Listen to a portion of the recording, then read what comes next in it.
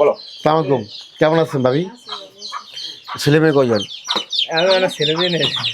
আমরা ভাই আগামী 12 তারিখে বাংলাদেশের জাতীয় নির্বাচন, এই নির্বাচনে আমরা অনেক বছর মানে দীর্ঘ 17 বছর যে জাতীয় সংসদের যে নির্বাচন, যে ভোটের অধিকার প্রয়োগ করা, এটা করতে পারিনি। আগামী মাসের যে ফেব্রুয়ারি 12 তারিখে আপনার যে নির্বাচন আসছে, আমরা দানিশ শিশুর পক্ষে আসছি, মেজর হাফিজের পক্ষে আসছি।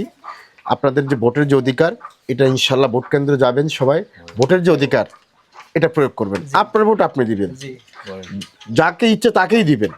আমরা আসছি দানিশ শিশুর পক্ষে।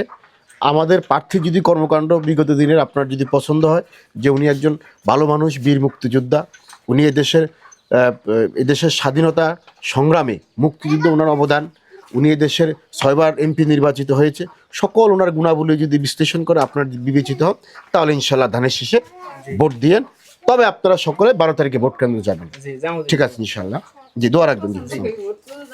ভাবি আসসালামু আলাইকুম। ভাইয়া দোয়া চাই। হ্যাঁ, 12 তারিখ সারা দোয়া চাই। আল্লাহ হাফেজ।